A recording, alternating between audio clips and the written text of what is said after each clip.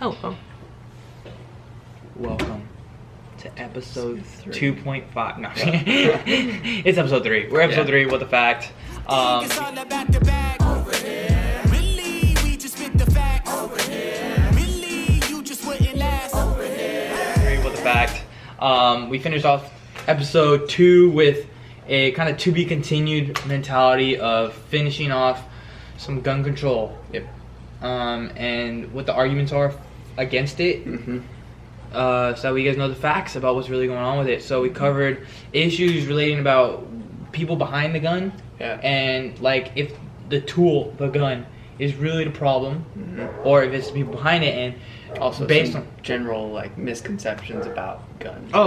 clarifying some things like what an AR-15 really is. Another thing to clarify, a lot of people think, I think it was the M14.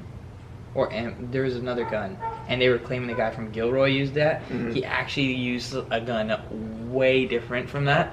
It was actually called an SKS. That was what he used, and it's not nearly as dangerous as the gun they were claiming he was using. Not nearly as dangerous. So that's another clarification we need to put in there. But now we're gonna look into what you do need to do, at least here in the state of California, to get a gun, and then also what mental health plays in these what factor it plays in these mass shootings, because that's an issue people claim, and then people argue saying nah, it's not mental health, and so we need to clarify whether or not that actually is an issue with some of these mass shootings. So let's go ahead and look at the steps needed to get a gun here in California. I mean, let's just take me through it, Trevor. I'm walking in, I want to buy an AR-15 style rifle, non-fully automatic. Okay, first off, can I even do that? I'm right not old now, enough? No, I'm too young. Yeah. I'm 20. You have to be 21 to purchase a gun in California. in California. Yes. So, never mind. It's not me walking in. Nope. It's some other dude we know that's Some 21. guy. Yeah. Or wait a month and I walk in. Yeah. Okay. What happens next? So some of the things that you have to do to get a gun in California is like you go in and you purchase the gun. Okay. Doesn't mean that you get the gun, but you purchase it. And then there's a background check that they do on you. So it's this extensive background check to make sure that you're not a felon that's not supposed to have guns, or... Now, is that gun similar to like the ones we do for our job, pretty much? Department of Justice, in other Yes. words. Yeah. Okay, so 3-page Department of Justice. Yeah. That big old paper you fill out when you want to get a job. Okay, just like that, except just for a gun. So they're still making sure you haven't committed crimes. No. Violent crimes Yes. in your past. Okay. And then after that, there's a 10-day waiting period. So when you buy the gun, you do the background check, do all that stuff, and then you still have to wait 10 days in order till you actually get your gun. Okay, now during those, isn't there also a mental health check? You have to go through? Yes. Yeah, there's also a mental health check, at least here in California. Yeah. I mean, this is all just for California. So you go through a background check, mental health check, Yep. and then 10 days. 10 days. So I gotta wait 10 days. Yeah. Now, obviously, the background check does not take 10 days. No. Okay, why? I applied for a job, put in my background check. It took like 2 days max. Yeah. Okay, granted, I'm an angel. Okay. But okay, if it's more of a safety precaution. 10 days, Yeah. make sure you don't like rampage in there to get your gun. Yeah. Okay, so and the gun is held by the seller, Yes, correct? by the For those seller. things. Okay, 10 days fast, you go and get your gun. Yep. Okay, now handguns. There's a gun safety test. There's, Okay, you also have to demonstrate knowledge of the gun. Yeah, the use, everything. Parts of it, Yeah. take it apart, how to put it back together. And then if you want to have a concealed weapon, you have to take a 4-hour test. Yeah. 4-hour test. SAT, ACT level stuff here, guys. Okay, you're sitting in there 4 hours for a gun. Okay, concealed weapon. Concealed. Yeah. Concealed.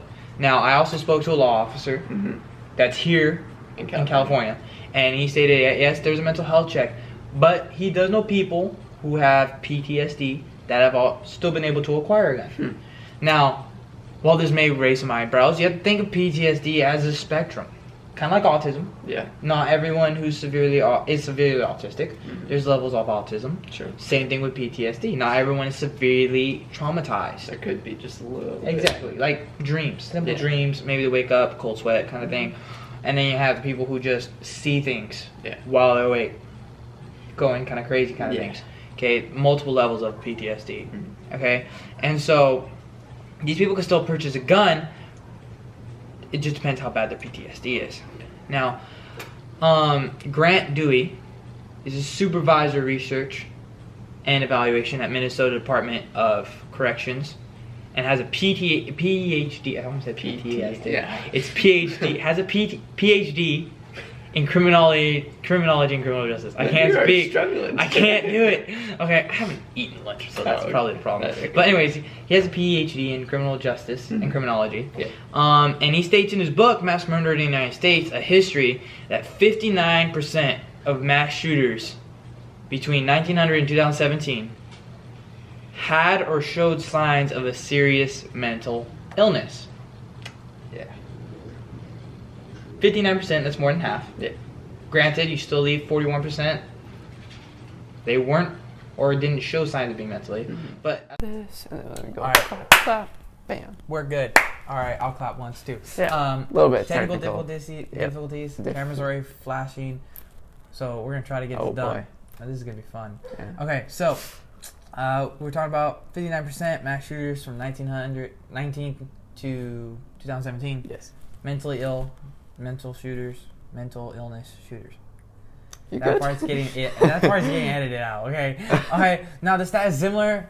When Mark Fullman did a study That's right. on the Mother Jones website, 39% of the shooters in 2012 showed signs of mental illness or were diagnosed. And then if you want to look even more into these stats, 2011 and 2013, 79% of the shooters claimed mental illness. I don't A even. lot of mental illness going around, guys. Yeah. It's Definitely it's an sad issue. to say, but I think mental illness is an issue that our country just doesn't want to look at.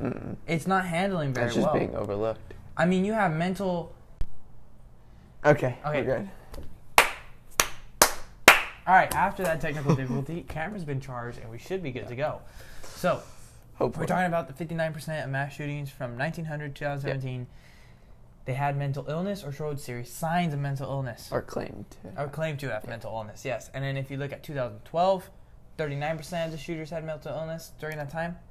In 2011 to 2013, 79%.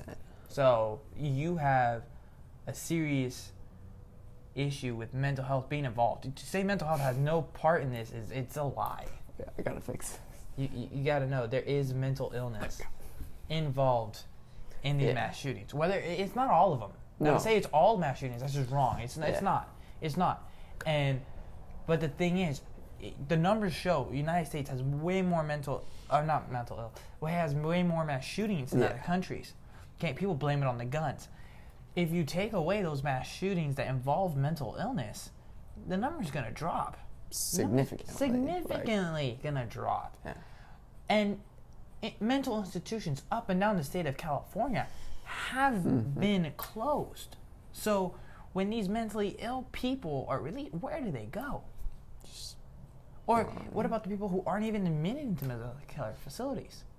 To what? Mental health care facilities. Okay, there you go. I said it right that time, guys. Okay? It's just, these people aren't even mentally evaluated. Some of them, they get their hands on a gun. Like the guy from Gilroy, he didn't get his gun here in California. No, he came. The amount of laws he actually broke to get his gun is more than people think. People think, oh, he went over to Nevada, bought a gun legally, came over here, and had a mass shooting. No, technically, him crossing the state border With that a gun. gun from another state is illegal. Yeah. That's a law that's broken. That's a law that's implemented across the United States. You cannot cross borders with a gun from another state. And so the laws are in place. Are they being executed? No. Why wasn't he checked? I mean, I was checked on my way to Vegas one time. Oh, I really? didn't have nothing. I was 17 years old. What were they checking for? Guns, apparently. But Yeah. they missed the guy who actually had them. So I don't think it's the laws in place that are problems. I think it's the way they're being executed. Yeah. I think the mental health system in our nation needs to be looked at as a whole as to whether or not it's doing the job it needs to be doing. Especially when related to guns, at least. Oh, yeah, especially when related to guns. I mean, there needs to be a more in-depth mental evaluation. Yes. And I'm talking countrywide, Mm-hmm. not just California. Not just California. California has that right. Yeah. Wow, I never thought I'd I say know. that. California It's crazy. has something right. A mental health check before getting a gun. I don't believe that a lot of other states have that. No. Obviously, Nevada didn't. Mm-hmm. So, if we can get mental health checked more often, I think a lot of these mass shootings would stop, and we might be able to actually talk about real issues Yeah. that are happening with mental health and the people that need the help that they're just not getting here in the United States. Mm-hmm. So that is part 2 of this episode. Real short, but- it was short, but it was a part of the conversation that needed to be handled on its own. Because mental illness, it played a part. A lot of people claim it doesn't. You're wrong. Sorry, it's a fact. We'll post the links for you guys. Yep. Mental illness does play a part in these shootings, and so we need to start looking at how our mental health care system is run and how it's executed, and whether it's helping these people that need the help, and if they're getting the help they deserve. Yeah. Guns aren't the problem, guys. No. People are the problem. The people behind the guns, people behind the knives, people behind the cars, people behind the hands And the feet. and the feet. It's the people that are the problem. Yeah. When you start looking at those people and how we can help them. Mm-hmm. Thank you for watching What the Fact, episode 3. Get smart, America. We're out. Peace.